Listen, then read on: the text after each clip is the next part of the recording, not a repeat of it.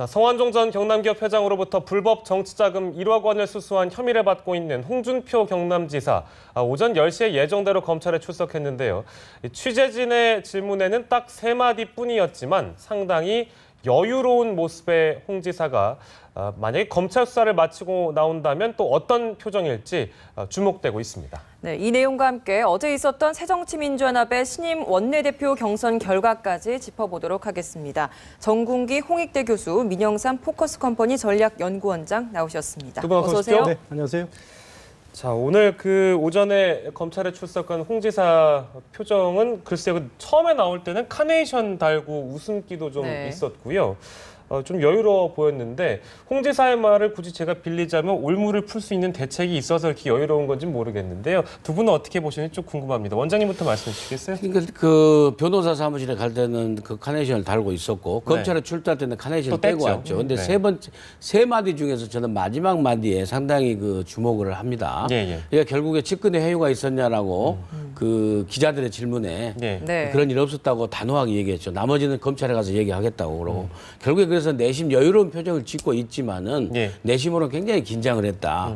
그 어제 오후부터 갑자기 흘러나온 얘기가 전혀 생각지도 않았던 인신 구속의 문제가 나와서 거기에 대한 대비다. 그래서 저는 증거 인멸, 회유 이런 거 하지 않았다라고 단호하게 먼저 얘기하고 들어간 게 아닌가. 그래서 겉으로는 여유가 있었지만은 내심으로는 인신 그 신병에 관한 본인의 긴장된 그런 모습이 있었다. 저는 이렇게 봤습니다. 홍 지사도 분명 선수임에는 분명하니까요. 정 교수님은 어떻게 보셨어요? 선수라는 표현이 뭐 여당 대표를 지낸 사람이에요.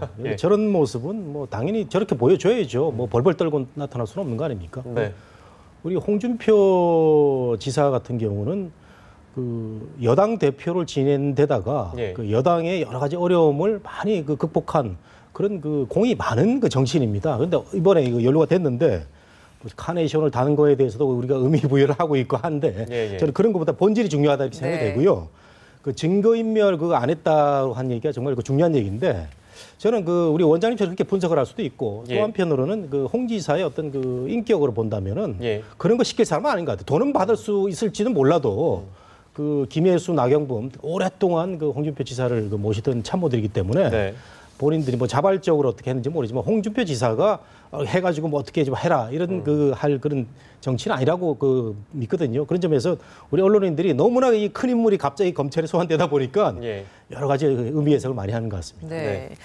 이번 이 홍 지사 사건이 좀 22년 전에 이제 그 박철원 사건과 굉장히 유사하다라는 말들이 많습니다. 뭐 대잡이라는 표현까지 쓰는 걸 보면 정말 똑같은 것 같은데 거기에서 이제 홍 지사가 했던 발언이 굉장히 지금 주목되고 있지 않습니까? 그렇습니다. 뇌물 사건의 80%는 물증이 없어도 유죄 판결이 났었다라는 말을 했기 때문에 지금 새삼 다시 주목을 받고 있는데 그 말대로라면 지금 이 홍 지사도 뭐 유죄 판결이 날 수도 있다. 저희가 이렇게 생각할 수 있을까요? 그때 그 모래시계 검사 홍준표 지사가 구속시켰던 쇠고랑을 채웠던 육공 황태자 박철원 장관의 항변에 난 증거가 없지 않냐라는 항변에 바로 방금 앵커께서 하신 말씀을 한 겁니다. 근데 사실은 그 전달했던 목격자 진술을 판사 앞에 가서 진술 받아가지고 그 목격자는 또 법정에 나오지도 않고 외국으로 나가버렸어요.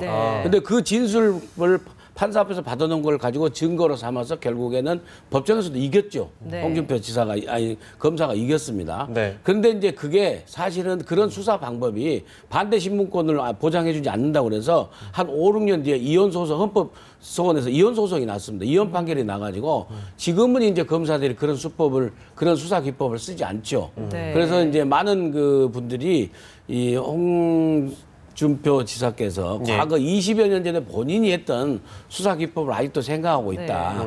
이런 비판을 좀 하는 그런 대목입니다. 그래서 뭐 아무튼 두 사건을 아무튼 비교해서 이번 일을 포함해가지고 혹시나 부메랑이 되진 않나 뭐 이런 분석들이 나오고 있는데요.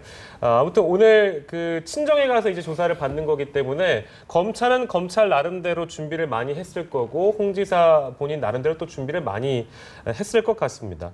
일단은 검찰은 자신감을 보이고 있는 것 같아요. 어떻게 보셨습니까? 뭐 친정이라고도 할 수가 있고.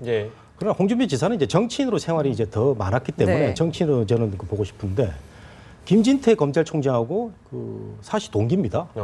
묘하게 또 동기고 이런 동기를 또 이제 수사를 받아야 되는 어떤 저쪽의 수장의 입장에서 만나야 되고 두 사람 다 그 30살 넘어가지고 아주 어렵게 그 사시에 붙어서 한 사람은 정말 모래시계 검사고 또 한 사람도 모래시계 검사에 버금가는 그런 검사였기 때문에 네. 우리 앵커 표현하신 대로 선수끼리의 만남이 예상이 되는데 네. 당시에 그 60 때는 말이죠. 그 이런 그 검찰의 어떤 그 사정 수사가 분위기를 많이 타가지고 네. 엄밀한 그 물증이나 입증이 없이도 많이 그 붙잡아 들여가지고 그 사법 처리를 많이 했는데 네. 네. 우리가 지금도 60이지만 지금은 이제 여러 가지 그 법 절차도 많이 그 존중되는 과정에서 물증 입증이 없으면 상당히 어려운 과정이 있거든요. 그 한명숙 총리 같은 경우도 그 총리실에서 그 뭐 검증까지 했잖아요. 예. 그런데도 지금 대법원에 이제 계류가 되는 상황을 보면 앞으로의 법적 다툼은 매우 이제 그 심각할 텐데 어쨌든 두 사시 동기의 그 만남이 뭐 직접 만나지는 않겠지만 네. 네. 이 검찰 수사에서 좀 가려질 걸로 보입니다. 네. 화제를 바꿔보겠습니다. 어제 그 새정치민주연합의 원내대표 경선이 있었는데요.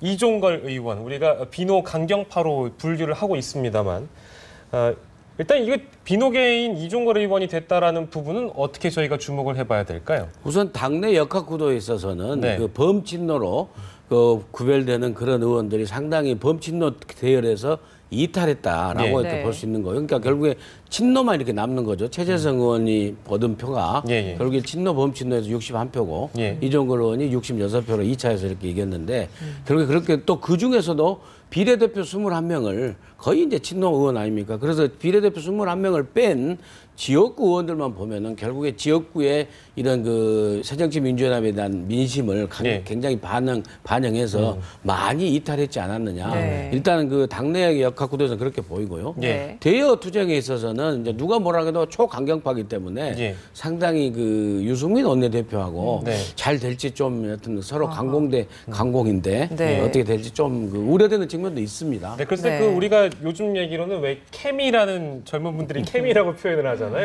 어쨌든 이 임시국회에서 공무원연금 개혁 이게 통과되지 못했고 이제 처리를 해야 되는 게 이종걸 원내대표로서는 최대 과제일 수도 있겠는데 이 유 원내대표하고 케미가 잘 맞겠습니까? 어떻게 보십니까? 뭐 저는 잘 맞을 수 있다고 봅니다. 싸우지 않고요. 그렇죠. 본인들이 이제 그 역할 부여된 걸 정확히 알고 있거든요. 네. 우영근 대표가 그 깔끔하게 처리를 하고 나갈 수 있었는데 예. 뭐 어쨌든 간에 여당의 그 반대로 이제 못한 측면에서 새 그 대표도 충분히 저는 이 그 역할 압력을 받고 있다고 생각합니다. 그래서 네. 이건 뭐 퍼스널리티의 문제가 아니고요. 여야가 그 국민으로 받고 있는 어떤 그런 여러 가지 압력 때문에 싫어도 좋을 수밖에 없는 그런 상황이 되고 예. 저는 그 이종걸 의원을 보면은 한때는 제가 직업적으로 국회의원만 하는 분 아니냐. 지금 사선을 했는데 변변한 당지가 없으면서 네. 그 편한 경기 남부에서 야당세가 강한 곳에서 안양 만안이죠. 여기서 이제 사선을 했는데 이번에 그 출마했을 때도 예. 새가 있을까? 또 이분이 그 국회 그 의총장이 지각을 잘해요. 그래서 별명이 이제 지각대장인데. 네. 그렇습니까? 네. 근데 이번에는 이제 그 출사표를 예. 내가 이번에 떨어지면 자살하겠다. 이 정도로 그 아주 결기를 가지고 나왔고 예. 오늘 보도를 보면 이분이 그 선거 운동을 하면서 예. 전국을 그 2번을 돌았다고 합니다. 그래서 각 의원들을 2번씩 만나서 예. 이런 노력을 거친 끝에 이제 그 대표가 되었는데 원내대표 역할을 저는 충분히 인식하리라고 보고 네. 공무원 연금 이거 안 하면은 야당도 없는 거거든요. 그렇기 예, 예. 때문에 저는 충분히 잘 해내리라고 생각이 됩니다. 네. 뭐 공무원 연금 개혁을 해결해야 된다라고 말씀을 해주셨는데 지금 솔직히 이 공무원 연금 개혁 이외에도 당 안팎에서 좀 이 원내대표로서 해야 할 역할이 좀 산적해 있는 상황에서 지금 취임이 된 게 사실입니다. 네. 어떤 역할을 좀 원내대표로서 해 나갈 수 있을까요? 그렇죠. 이제 원내대표는 당내에서는 이제 당연직 최고위원이기 때문에 우선 당내에서는 문재인 대표의 4.29 재보선의 참패로 책임론을 잠재워야 될 부분이 네. 있고 당 원내대표로 와서는 우선 시급한 공무원연금 개혁안이 이미 합의된 부분인데 네. 네. 이걸 꼭 국민연금하고 연동시켜서 이걸 갖다가 안 해야 되느냐 하는 부분이 있는데 제가 보기에는 그것보다 더 중요한 게 이종걸 신임 원내대표가 제대로 된 모습을 보여주려면요. 예. 저번에 그 무산됐던 연계돼서 야당이 무산됐던 예. 109개의 민생 법안 네. 관련 법안들 네. 이걸 갖다가 탁 선을 끊어서 공무원 연금은 따로 좀 더 논의하도록 하고 네. 이것부터 먼저 하자는 지도력을 보일 적에 예. 새로운 어떤 어떤 야당의 원내대표 모습이 되지 않을까 그렇게 기대는 해보는데 그게 쉽지는 않을 거예요. 뭐 글쎄 뭐 그 취임사도 보니까 경제민주화 시즌2 뭐 이런 것도 언급한 것 같던데요. 그러니까 생각해 보십시오. 막 공무원 연금하고 지금 우리 봉급쟁이들 수백만 명이 5,460억을 5월 말 월급 때 환급 받아야 되잖아요. 5월 11일까지 이 소득세법 개정안이 통과 안 되면 그거 다시 정산해야 됩니다. 다시 신고해야 돼요. 맞아요. 그다음에 서비스 발전 기본법이 통과 안 됐잖아요. 지금 청년 일자리 35만 개가 그 안에 들어있는데 안 돼요. 다 밀리고 있습니다. 예, 그런 법들에 대해서 신임 원내대표가 정말로 민생과 강경투쟁을 하더라도 민생은 따로 생각하는 투트랙을 그런 걸 보여줬으면 좋겠는데 이정걸 원내대표가 할지 좀 염려는 됩니다. 그게 또 리더십이고 그게 또 존재감일 수도 있는 거니까요. 아까 또 이제 존재감에 대해서 얘기를 해주셔서 제가 언급해봤는데요. 이 부분도 좀 궁금합니다. 아까 저희가 그 여당의 그 상대방 파트너인 거죠. 원내대표, 유 원내대표 얘기를 해봤는데 문재인 대표와의 관계 설정은 어떻게 되는 겁니까? 이게 뭐 친노의 좌장이라고 저희가 표현하게 됐고 비노가 만난 건데 그럼 둘은 혹시 뭐 싸우지 않겠습니까? 당연히 지금 이제 겉으로 싸우지 오늘 지금 뭐 분위기 안 좋았잖아요. 정청래 주승용 최고위원 간의 싸움처럼 저렇게 싸우지는 않겠지만 지금 간단치 않은 상황입니다 사실. 그래서 그 이종걸 원내대표 뒤에는 비노, 김한길 또 밖에는 천정배 아주 친한 분들이에요.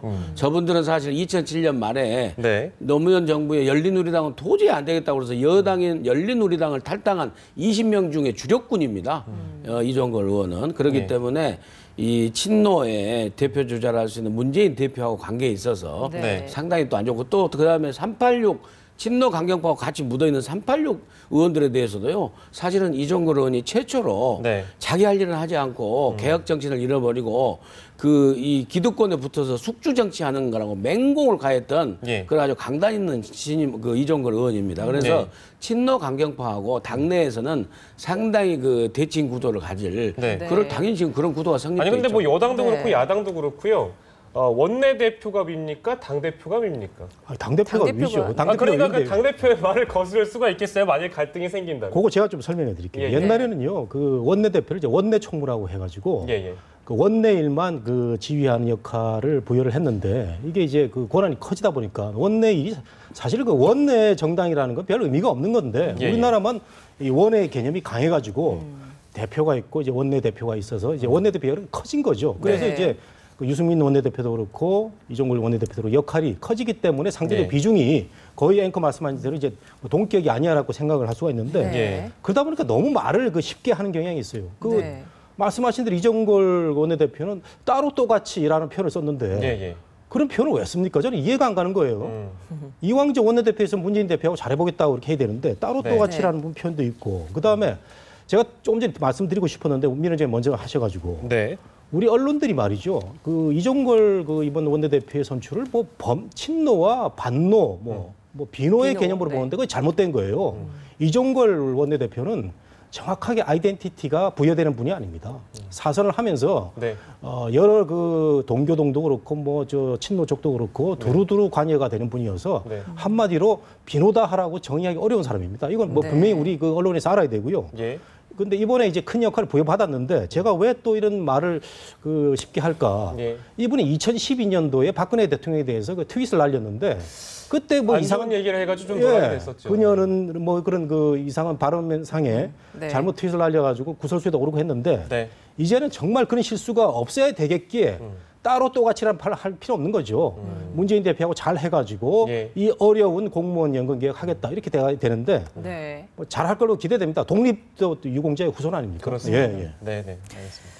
네, 이번에 좀 화제를 좀 바꿔보겠습니다. 공무원 연금 개혁안 이야기를 좀 해보려고 하는데 뭐 지금 계속해서 뭐 청와대에서 이걸 뭐 국민연금이랑 연계하는 걸 알았었다, 몰랐었다 이런 말들이 계속 나오고 있고 이러다 보니까 이게 여야 간의 갈등이 아니라 자연스럽게 여당과 청와대 간의 갈등으로 지금 불화설이 커지고 있는 상황이거든요. 어떻게 보십니까? 서로 이제 책임 공방하면서 결국에는 그게 당청 갈등으로 되는 거죠. 이미 당청 갈등이 벌어지고 있지 않습니까? 그런데 정말 국민들이 보기에는 꼴불견이에요. 앞으로 어떻게 할 것인가를 해야지 그걸 50%를 알았다 몰랐다를 지금 그게 중요한 문제입니까?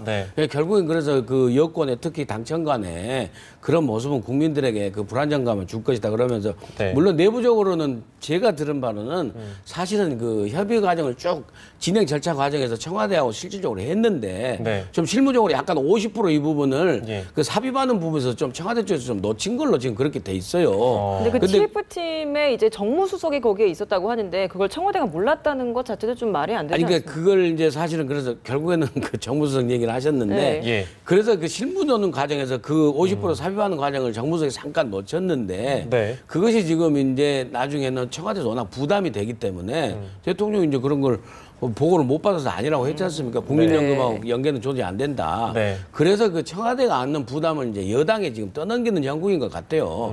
그래서 김무성 대표는 그냥 그 좀 참고 있는 형국이 아닌가. 네. 저는 일단 상황은 그렇게 보고요. 네. 네네. 근데 앞으로 이걸 해결하는 문제, 야당을 설득해서 해결하는 게 더 중요한 문제라고 봅니다. 네.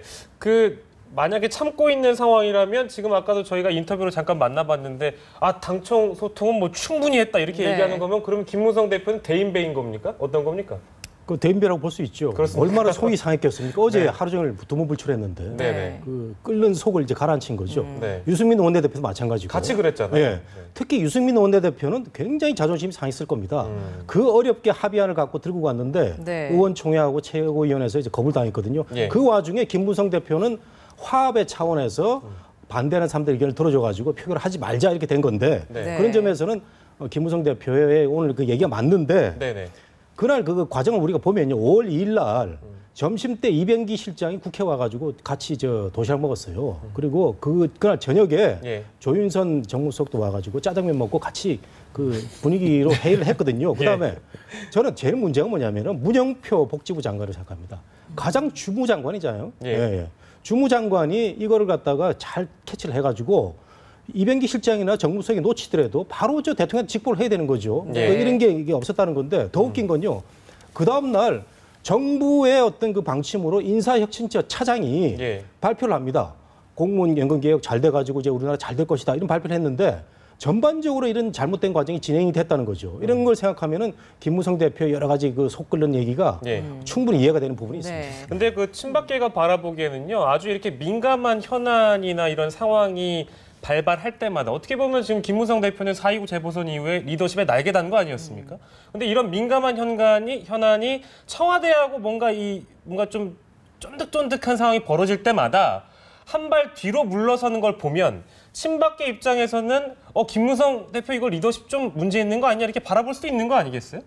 근데 아무리 리더십이 있다 하더라도 일단 4.29 재보선 작년에 그 730도 마찬가지고 예. 선거마다 다 이기고 이렇게 김무성 대표 특히 이번에 4.29 보선 같은 경우에는 네. 대승을 거뒀기 때문에 친박이 사실 힘이 이제 약화돼가는 과정이라고 보여요. 네. 그럼에도 불구하고 끝까지 레임덕을 막기 위해서 친박들은 또 이제 대통령 정무특보도 있고 그 당내 그런 분들이 와서 또 현역 의원이기 때문에 예. 자꾸 당내 안에서 청와대 목소리를 친박의 그 이름으로 계속 이제 당내 안에서 녹아나게 예. 그렇게 하는 과정인데 네. 아무래도 산에 올라가는 미래 권력에 힘이 쏠리겠죠. 네, 예, 예. 알겠습니다. 네, 어찌됐든 이제 5월 임시국회에서 이제 공무원 연금 개혁안을 제대로 다시 협상을 해보자라고 이야기를 했습니다. 네. 이게 과연 제대로 잘 처리가 될지 저희는 지금 그거에 제일 관점을 두고 지금 바라보고 있는 상황인데 원점부터 다시 시작해야 한다라는 말도 나오고 있거든요. 그러니까 한 번 어떻게 엎어졌다가 될까요? 다시 네. 해야 되는 게 이게 논의가 잘 되겠습니까, 근데? 그렇죠. 그 말씀도 맞고 예. 잘 될 수 어렵지 않느냐 말씀도 맞는 것 같은데 어차피 5월 국회는 참 모양새가 아주 사납게 망가진 거 아닙니까? 예. 네. 그렇지만은 저는 앞으로 버스가 말이죠. 한번 지나가면 다음 버스 오지 않습니까? 그래서 네. 6월 국회 있고 9월 국회도 있기 때문에 여기서 충분히 논의해야 되는데 네. 원점부터 재검토할 수 있으면 재검토하는 거고 또는 네. 부분적으로 개선할 수 있으면 개선하는 건데 문제는 이번 과정에서 보여준 우리 그 정치권의 국회의 어떤 격에 대한 그 참담한 어떤 그 경시라고 그러나요? 예. 어쨌든 간에 여야 지도자들이 머리를 맞대가지고 합의문 들고 그 서명한 거 들고 사진 찍었잖아요. 네. 이 과정이 완전히 휴지가 되는 겁니다. 이거 무색해졌죠. 그래서 우리가 법을 만드는 그 공간이 그 광장이 국회인데 예. 국회 우리 지도자들의 모습이 그 형편없이 망가진 모습 좋지 않다. 이런 점에서는 우리가 국격 내지는 정치의 격을 높여야 됩니다. 근데 네. 청와대나 정부나 국회나 이런 점에서는 굉장히 신경을 써야 될 부분이죠. 네, 알겠습니다. 오늘 말씀은 여기까지 듣도록 하겠습니다. 지금까지 정군기 홍익대 교수, 민영삼 포커스 컴퍼니 전략연구원장이었습니다. 고맙습니다. 고맙습니다.